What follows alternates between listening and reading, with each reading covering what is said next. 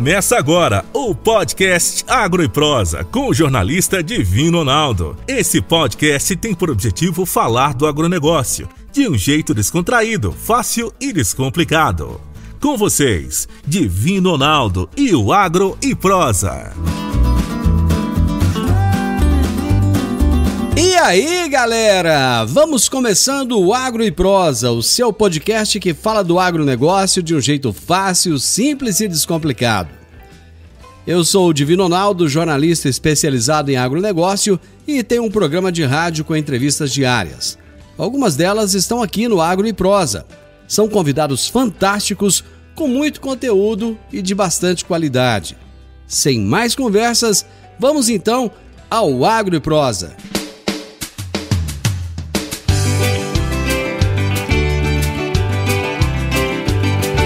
Hoje eu irei entrevistar Pedro de Carvalho Carneiro da Cunha. O Pedro é zootecnista, mestre em agricultura e ciência ambiental. E o tema da nossa entrevista será práticas de sensoriamento remoto com o uso de drones e satélites. Boa tarde, Pedro.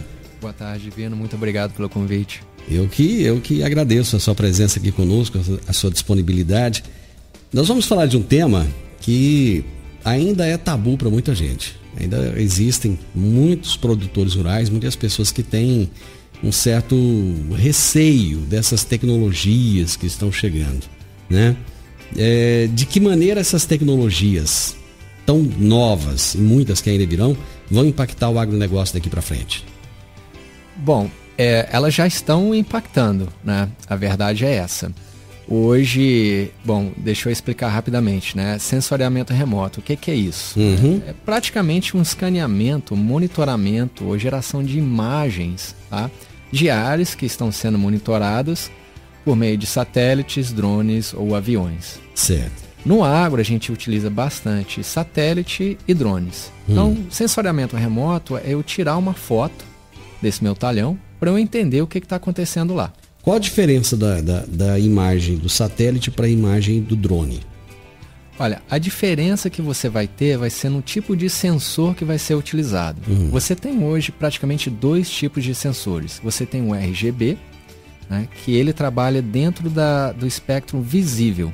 Então, o RGB ele significa Red, Blue and Green. Então, são as bandas de luzes vermelhas, verdes e azuis.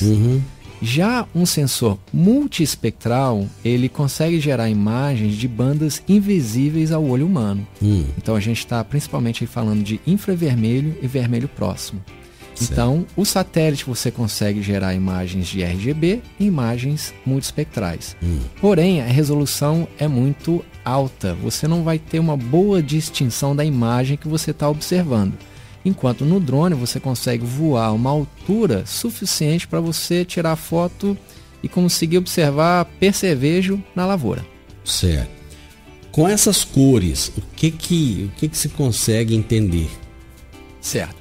Bom, através do sensor multiespectral a gente gera uma análise que a gente chama de NDVI. Tá?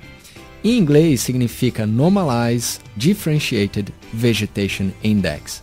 Então vou simplificar aqui para o pessoal. Vamos lá. O que é isso? Pessoal, é um raio-x. Vamos pensar isso como um raio-x. Quando você vai para um médico e você está falando que você está com dor, né, na sua barriga, no seu peito, o médico vai falar, vou tirar um raio-x para ver o que está acontecendo aí, né, dentro do seu organismo. Só que é um raio-x colorido. Isso, na verdade, a gente colore, tá, esse mapa de NDVI. Lembra que a gente está observando imagens num espectro invisível. Né? Então, quando eu quero identificar uma planta que está saudável, eu vou lá e pinto ela verde.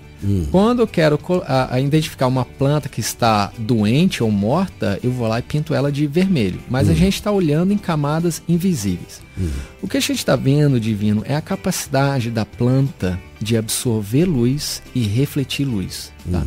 Então o NDVI é um cálculo que a gente faz, tá? E a gente padroniza essas imagens para a gente entender se essa planta está viva ou se ela está morta.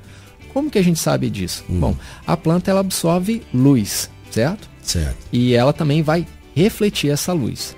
Então, quando a gente tira fotos nessas camadas invisíveis, a gente pode ver como que essa planta está absorvendo luz e como que ela está refletindo luz. O que isso indica? Isso indica diretamente a saúde da planta. Porque na folha, lembre-se que a gente tem clorofila. Quanto mais saudável, mais clorofila ela tem, maior vai ser a absorção dela de luz. A partir do momento que essa planta começa a entrar dentro do ciclo dela de maturidade, ela vai perdendo essa clorofila. É o ciclo natural da planta. Ela vai ficando naturalmente amarelada. Mas é possível, através dessa tecnologia, identificar se essa planta está sofrendo algum tipo de estresse. Pode ser um ataque de uma nematóide, pode ser um estresse hídrico. Ela vai perder essa capacidade dela de absorver e refletir luz devido à deficiência de clorofila. E através dessas imagens a gente consegue fazer muitos diagnósticos dentro da lavoura. Tá, mas aí você pega uma área grande, né? Como é que você vai olhar isso de uma forma mais ampla? Porque uma coisa é você pegar um talhão ali, pegar um pedacinho e você ver o que está acontecendo. Outra coisa é você pegar uma área bem grande e entender tudo isso. Como é que funciona? Assim, na minha cabeça ainda eu não consegui entender ainda. No caso, por exemplo, se você quer monitorar grandes áreas, né, um satélite é mais eficiente. Né? O produtor ele tem que entender o seguinte: as duas formas de você coletar imagens são boas, porém algumas têm uma certa vantagem, outras uma desvantagem. Tá? Então vamos botar isso na linguagem do produtor. Qual que é a mais cara?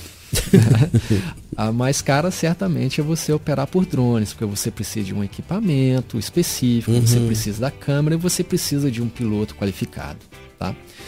Porém, ele é mais caro, mas ele te traz maior precisão, tá? Eu quero identificar a planta daninha dentro da minha lavoura, então você precisa de um drone. Se você tentar fazer através de um satélite, você não vai conseguir. Tá? Então, o satélite você tem essa conveniência de ser uma fórmula mais barata de você tirar essas imagens das suas áreas e você conseguir fazer o seu diagnóstico sem muita precisão, mas com um custo relativamente barato. Aí tá, foi lá, fez o sensoriamento, pegou essas fotos, verificou onde é que tem problema. E aí? Certo. Eu vou compartilhar com você, Divino, uma experiência que eu tive lá na Inglaterra com os produtores de lá, tá? A boa parte das fazendas, elas são produtivas há centenas de anos. Então elas têm informações, né, recordes, né, do que foi feito lá desde 1400 e alguma coisa. Eles me mostraram lá. Em um talhão particular, quando eu estava monitorando, tinha um círculo no meio desse talhão. Eu perguntei para o produtor, o que é isso aqui? Né? Ele falou, isso aqui é uma cratera de uma bomba que caiu nessa área durante a Segunda Guerra Mundial. Tá? Então a crítica que os produtores tinham lá, porque eles conheciam muito bem os seus talhões, e são talhões relativamente pequenos, sendo produzidos há centenas de anos, você leva um mapa de NDVI, eles falavam para mim, Pedro, você não está me falando nada de novo. Eu sei exatamente o que está acontecendo no talhão, eu sei o que é essa mancha vermelha, eu sei o que está causando esse estresse. Então o que a gente pode fazer com essas imagens? A gente pode gerar uma estatística para essa imagem. O que eu falo para o produtor? Quanto maior a variabilidade dentro do seu talhão, maior a oportunidade de você aumentar a sua produtividade. Porque dentro do talhão você vai ter diferença em textura de solo, você vai ter diferença em variedades que você está cultivando. Tá? Então quando você pega essas imagens e você aplica a inteligência artificial e aprendizado automático, você consegue gerar estatísticas. Eu quero ver qual área do meu talhão está crescendo mais e qual área do meu talhão está crescendo menos. Então, juntando essas imagens, você consegue ter esse diagnóstico. Entendi. Ao invés de você fazer um zigue-zague durante o monitoramento da sua lavoura, não, você vai diretamente no exato local onde está tendo algo problemático ou algo de interesse. Agro e Prosa.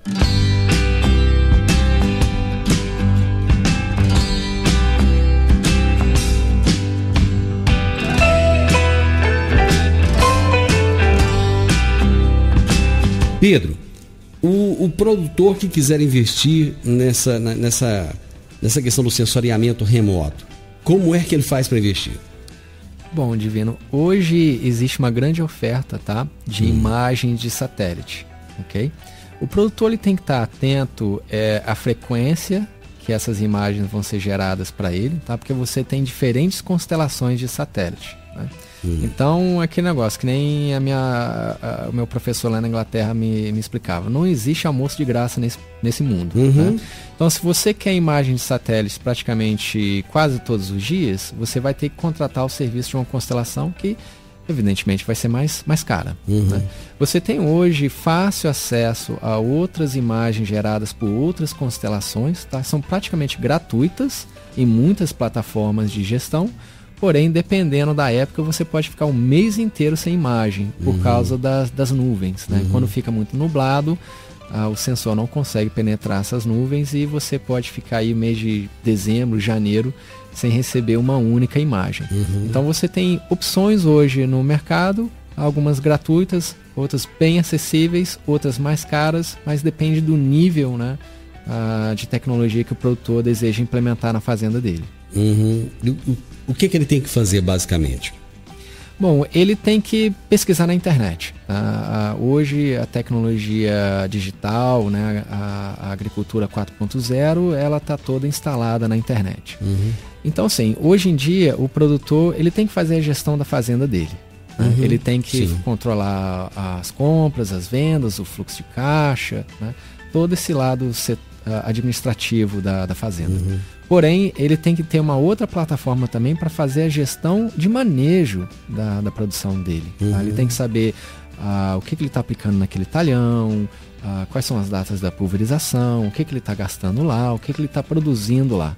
Geralmente, essas plataformas elas vão ter aí imagens de satélite, tá, disponíveis para auxiliar o produtor na gestão agronômica dele. Porém, como eu expliquei antes, você vai ter algumas plataformas que vão ter imagens praticamente gratuitas, mas são imagens que vão estar disponíveis dependendo da situação climática, e você tem aí plataformas que vão te dar, vamos dizer assim, são mais profissionais, né, na entrega desses recursos, dessas imagens. Então, meu conselho é vá na internet, pesquise bastante, né? Converse com o seu consultor, ele geralmente vai ter acesso a essa tecnologia e você vai conseguir ter acesso às imagens, provavelmente através deles. Eu acho que se a gente tivesse um produtor aqui na nossa frente agora, fosse fazer alguma pergunta, a pergunta dele seria: que benefícios que eu vou ter com isso?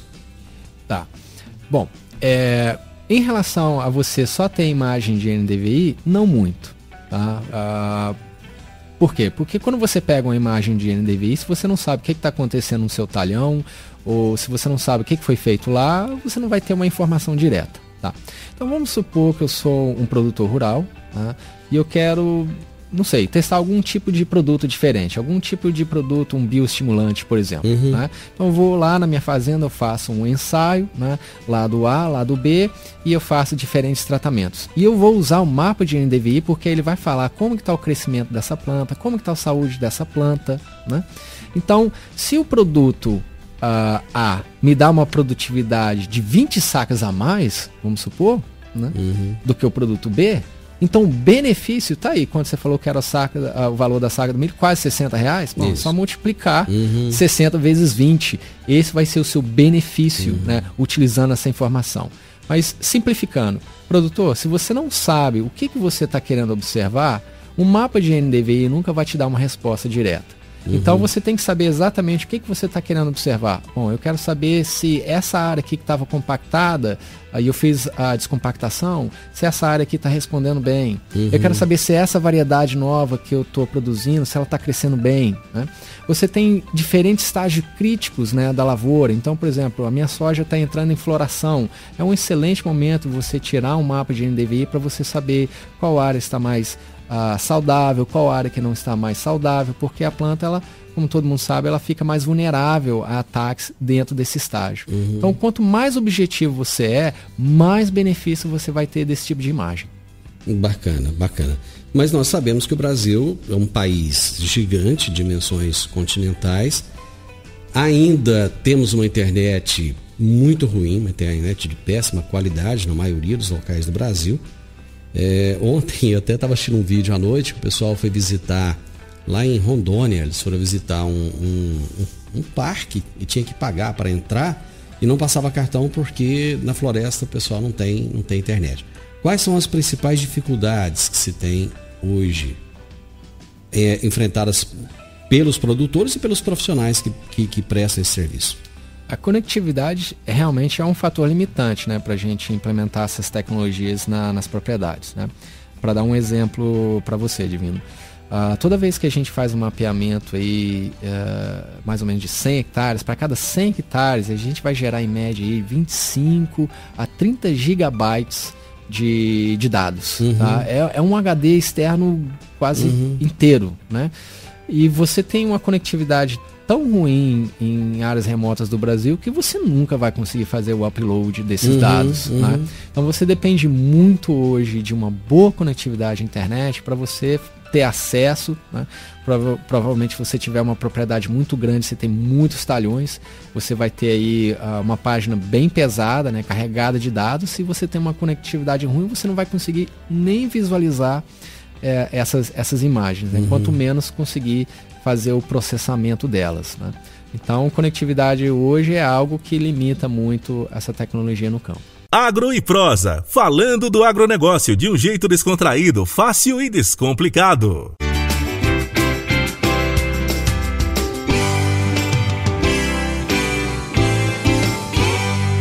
Nós falamos agora no final do bloco passado, Pedro, a respeito das dificuldades, mas e quais são as perspectivas futuras? Bom, aí a gente pode ter uma conversa que pode durar horas, né? Então eu vou... Mas nós só temos 10 minutos. Tá, eu vou tentar simplificar. As mudanças que vão ocorrer nos próximos anos vão ser profundas, tá? Qual tipo de mudança que a gente pode esperar nos próximos 10, 20 anos? Pessoal, tudo que a gente viu em filme de ficção científica, isso vai se tornar realidade. Tá? O Enio Fernandes esteve aqui conosco essa semana e ele disse o seguinte, ele falou: Divino, o agronegócio nos próximos 5 a 6 anos, ele vai mudar completamente. Ele não vai ser daqui a 5 anos o que ele é hoje. Você concorda com ele? Absolutamente, sim. Inclusive, é muito difícil a gente especular o que realmente pode virar realidade. Mas eu consigo falar dessa forma. Eu convido todo mundo a assistir uma entrevista com o Dr. Ben Goetzel, tá? Que é um dos maiores nomes hoje em desenvolvimento de inteligência artificial. Foi ele que foi responsável, né, pelo desenvolvimento da Sofia, né, que é um robô de inteligência artificial que tem cidadania da Arábia Saudita. E em entrevistas ele fala o seguinte, que em 40 anos, é a estimativa dele, ele fala, com certeza os meus netos vão ver esse futuro se tornar realidade, né? E quando a inteligência artificial vai ser completamente desenvolvida e inserida na nossa sociedade. Então, é ficção científica. As coisas que vão poder ser feitas é coisa de ficção científica, né? Mas a curto prazo, né, quais são as perspectivas, né, que a gente pode já começar a trabalhar nos próximos 5 anos? Primeiro de tudo é conectividade de internet, vai melhorar muito com a chegada do 5G. Né? Vai revolucionar tudo isso que o pessoal fala que vai revolucionar? Divino, eu acredito que sim, né? Porque a gente comentou sobre a dificuldade da gente fazer o trabalho mais básico sem um bom acesso de internet, né? E quando você tem aí uma boa conectividade, né, que te dá a velocidade do 5G, vai permitir você colocar sensores na sua lavoura para você medir umidade, temperatura em tempo real, né? O seu trator ele vai enviar informações para o seu celular falando o consumo de combustível, taxa de semeadura, velocidade, né? Todas as informações necessárias, né, para um bom rendimento, isso você vai ter na palma da sua mão em tempo real.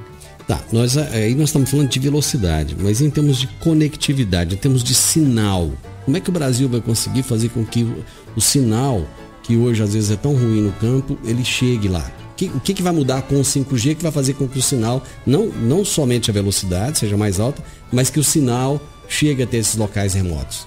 Sim, isso é uma tecnologia nova, né? A própria 5G, a própria tecnologia vai fazer isso? Sim, porque eles vão distribuir essas torres, né, pelo Brasil, onde elas vão replicar esse sinal do 5G e com certeza elas vão ter uma abrangência muito maior do que a gente tem com a tecnologia atual. Ou seja, vai ter que ser feito esse trabalho que foi feito, digamos, aí nos últimos 20, 30 anos no Brasil, de começar a multiplicar essas torres em todo lugar. É isso? Sim, praticamente é isso, né? A gente tem que disponibilizar essa tecnologia assim, mais ampla possível, né? Em todo o território nacional. Então, praticamente, você vai ter aí apoio de torres e satélites para você replicar e distribuir esse sinal de 5G em todo o território nacional. Tá certo. O profissional do futuro, dentro do agronegócio, quais serão os profissionais mais requisitados do seu ponto de vista? Olha, eu vou falar para vocês, nós zootecnistas, agrônomos, nós estamos com os dias contados. Sério? Tá? Sério. Olha, essa informação, ela é polêmica, hein? Eu acredito que sim. Nós não vamos ser, vamos dizer assim, completamente substituídos, né? Mas nossa atuação vai diminuir. Por quê?